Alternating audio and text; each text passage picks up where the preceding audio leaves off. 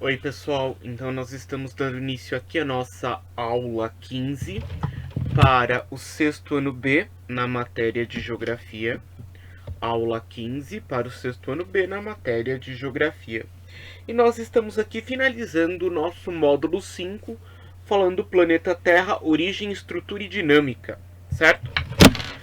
Na última aula, nós falamos sobre a movimentação das placas tectônicas, sobre a teoria da tectônica de placas e sobre a teoria da deriva continental, certo? Hoje a gente vai entrar aqui no contexto das rochas e os minerais. Então, quando a gente fala de rochas, as rochas elas são um conjunto de minerais, elas são um agrupamento de minerais. E os minerais são substâncias sólidas e inorgânicas encontradas na natureza, certo? Um grande número de rochas, elas se formaram no processo de resfriamento do nosso globo terrestre. Então, com o resfriamento, nós tivemos o surgimento de inúmeras rochas, ou seja, inúmeros minerais foram constituídos e na sua constituição eles foram formando as rochas a quais nós conhecemos hoje. Então nós temos três tipos de rochas principais: as rochas magmáticas ou ígneas, as rochas sedimentares e as rochas metamórficas. As rochas magmáticas, então, são as rochas de origem do magma, da lava. As rochas magmáticas, elas são divididas em dois grupos, em rochas vulcânicas ou plutônicas. As nossas rochas vulcânicas, elas se formaram com o resfriamento da lava na superfície terrestre. Então, quando a lava foi expelida ou por meio de uma falha dentro de uma placa tectônica ou por uma erupção vulcânica, quando essa lava foi expelida, chegou até a crosta terrestre e se solidificou, essa lava, quando se solidifica, ela forma uma rocha vulcânica, certo? Então, a rocha vulcânica é o resfriamento da lava que saiu do interior do nosso planeta Terra e resfriou no lado externo da nossa crosta terrestre.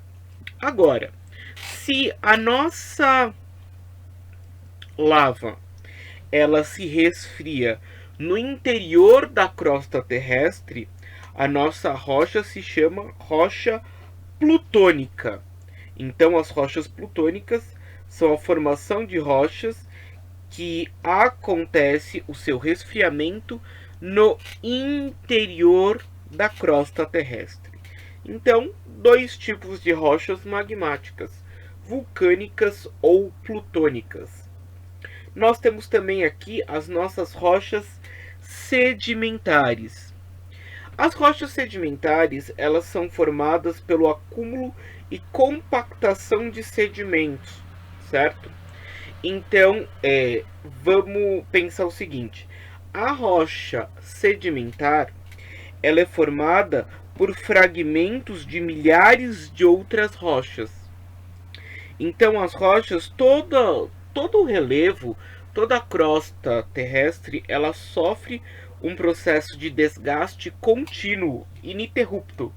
Então, quando essas rochas elas começam a sofrer esse processo de sedimentação, de erosão, os sedimentos que ela libera, os fragmentos de rochas, quando acumulados e compactados em determinado lugar, elas formam as nossas rochas sedimentares, certo? Lembrando que isso não acontece de uma hora para outra, tá? A gente não pode pensar que a formação de uma rocha é algo rápido. Pelo contrário, a formação das rochas é algo muito lento, é algo muito demorado para acontecer. É um processo muito longo. O processo, então, de formação e da própria erosão das rochas é um processo muito lento que leva milhões de anos. E aí nós temos um terceiro tipo de rocha, certo?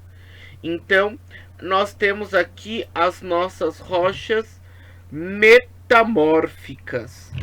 Então, como a própria palavra nos lembra, a palavra metamorfose, as rochas metamórficas, elas são resultado de um processo de transformação de outras rochas. Então, por exemplo, nós temos rochas metamórficas que se formam a partir da transformação de rochas magmáticas. E essa transformação acontece quando essas rochas são submetidas a altas temperaturas ou a pressão interna da Terra, tá? Então, a rocha metamórfica, ela é formada pela transformação, pela modificação de outra rocha. Então, quando ocorre a modificação de outra rocha, nós temos a formação das nossas rochas metamórficas, certo? Pessoal, quando a gente fala de distribuição e formação das rochas, nós vamos perceber que essa formação ou essa distribuição, né, vamos colocar assim, ela não está de forma igualitária. Por quê? Porque cada região do globo se formou de uma maneira particular. Nenhuma parte se formou da mesma maneira. Cada porção do globo guarda as suas características de formação. Por isso que elas não têm as mesmas riquezas naturais. Por isso que ela não tem as mesmas características. Cada região do globo tem uma característica que lhe é particular, única daquela região, certo? Então, vai ficar para vocês hoje os exercícios, atividade 5 da página 204, os testes da 204, 205, 206 e o em casa da página 206. Certo, pessoal? Façam a atividade e me enviem pelo aplicativo Vindimo, certo? Lembrando que o em casa deve ser feito no caderno. O em casa, sempre que que eu peço para vocês fazerem o em casa, ele deve ser feito no caderno, certo? Tchau, pessoal. Até o próximo vídeo. Tchau, pessoal.